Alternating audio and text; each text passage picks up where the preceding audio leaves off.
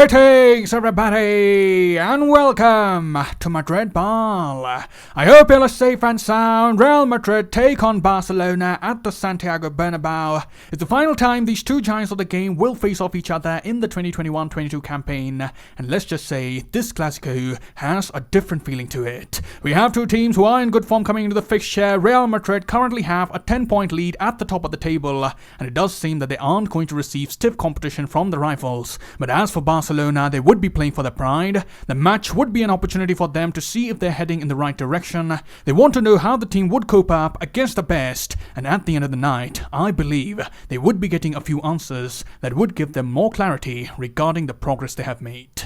So in this video, we would be doing the pre-match analysis of Real Madrid versus Barcelona. We'll go through the words of Carlo Ancelotti, and we'll end this video by doing the match predictions. So come on, let's get started. And starting by doing an in-depth analysis of what Barcelona have been up to recently, we can definitely say that they have been on an upward trajectory. They are currently sitting in the 4th position, 3 points behind Atletico with 2 games in hand. But if we strictly talk about the football they have shown in recent times, it's quite evident that under Xavi Hernandez, Barcelona have improved by leaps and bounds. They're growing as a team, they have shown some enjoyable football. There was a point where everything looked dull and gloomy for the Barcelona fans. Nothing went in their direction, but that has changed the past few weeks. Barcelona fans right now eagerly wait for the next match day to see the team put up a show, and that just shows the amount of work that Xavi has done with this side. He has asked the fans to trust the process, he has asked them to be a bit patient, he has requested them to stick by the team, and after a phase of disappointment, Barcelona have come back like a phoenix rising from the ashes.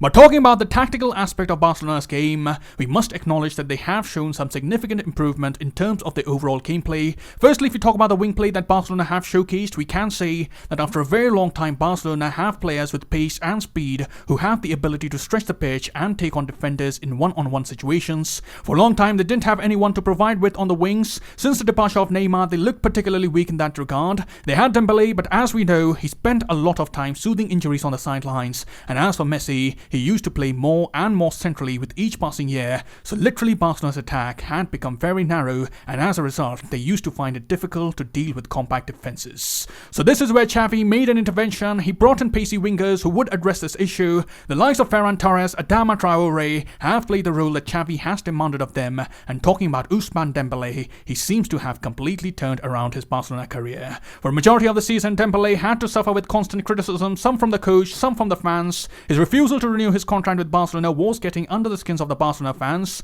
Just a few weeks ago, it did seem that he was going to rot on the bench for the rest of the season, and Barcelona weren't going to bow down to his demands. But as things stand right now, he has somehow managed to get back the support of the club. He has been more mature in the way he goes about his business. He has been scoring goals. He has provided some amazing assists, and with the pace that he has turned out to be quite a threat for the opposition defense. So yes, the performances have improved. He seems to play like a more confident player, and you may be pretty sure Xavi would be looking to use him as a potent threat on the right-hand side. He knows Mendy would not be there to provide the defensive solidity, and in that case, Nacho or Alaba, whoever starts at left back, needs to be focused and wary of the threat that Dembele would bring in attack. And while talking about attackers, we also have to speak about the former gunner, the Gabonese international Aubameyang. Many were questioning the signing when it went through, but it seems that Xavi knew all along about what kind of impact the Gabon international would bring to Barcelona's gameplay. The coach understood that the team needed a player like Aubameyang. Barcelona's biggest issue this season was lack of goals. For all the chances they were creating, they weren't able to put the ball at the back of the net. But with the signing of Aubameyang, the problem seems to be going away little by little. He's not a player who constantly needs the ball to thrive. He's someone who's comfortable strictly staying in a striking role, and that is something that Barcelona have dearly craved for a very long time. Aubameyang has shown some good movement inside the box. He has been quick to sniff the opportunities in front of goal, and as a result, he has seamlessly slotted into the side. He has already scored 7 goals in 10 matches, and as we may have noticed, Barcelona put in a lot of crosses to find the Gabonese in dangerous areas, and this tactic has turned out to be quite a success for Xavi and co. But coming to the midfield, we are expecting Xavi to set up with a midfield of Busquets, Pedri and Frenkie de Jong, and this is also an area where Xavi has tweaked a few things to bring more fluidity in ball circulation. Obviously the intensity has improved and they seem to be passing with purpose, but what's interesting to notice is that Xavi has used the fullbacks in a different way to aid the midfield and help in ball progression. possession. We can often see the fullbacks having an inverted role and staying in close proximity to the midfielders to provide extra passing lanes. Dani Alves especially can be seen in the midfield areas quite often, and this in turn has taken a lot of pressure off Sergio Busquets as well.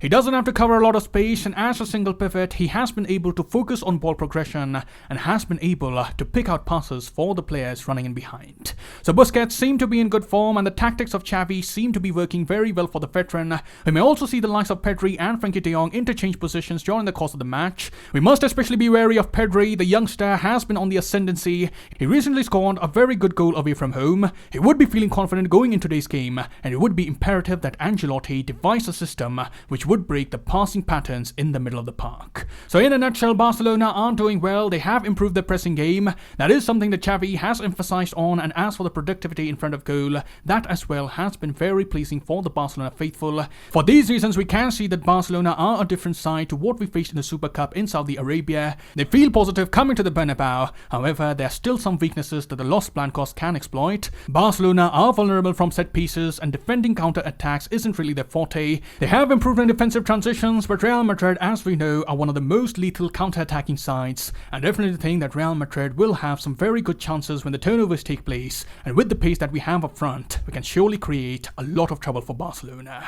So that, as you see, is my opposition analysis, and let's move on to hear the thoughts of Carlo Ancelotti from the pre-match press conference. He first previewed the match as he said, "It's a game where we want to be at our best. We're going to have to produce a strong all-rounded performance because we're going up against a very strong side. We can't go thinking that doing just one thing well will be enough to win the game.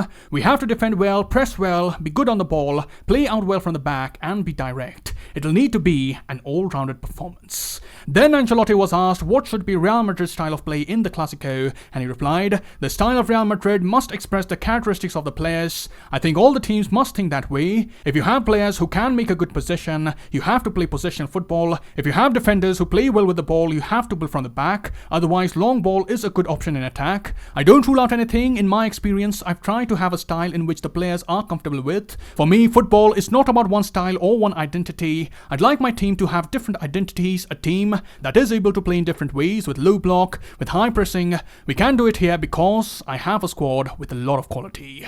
Then the coach was asked if the magic of the Bernabeu would propel the team to come up with another magical performance, and Ancelotti said, "The last time we played at the Bernabeu was an unforgettable night and one that remains in our heart and our eyes. I think we'll be capable of producing that. We'll be giving our all to try and produce a repeat of that night." And lastly, the coach was asked about the situation of Eden Hazard and Gareth Bale. There just may be a slight opening for the two in the absence of Karim Benzema, and Ancelotti responded, "I'm happy with them. Players of this level always want to take the center stage, and it's only the role that they have been handed by the coach that will determine whether they have an important role to play. I haven't given them the central role because I've gone with other players, but I'm pleased with them from a professional perspective. They have never missed a training session and are always there."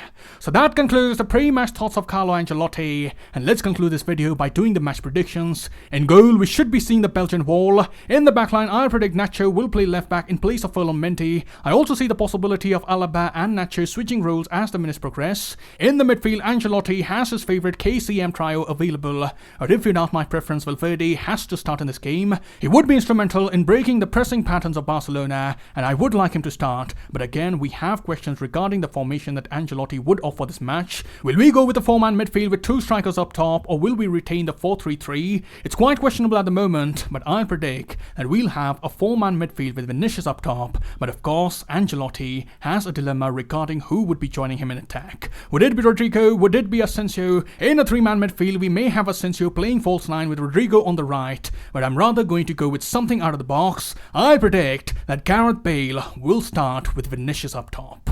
So that, as you see, is my predicted lineup, and as for the scoreline predictions, I predict Real Madrid 3, Barcelona 2.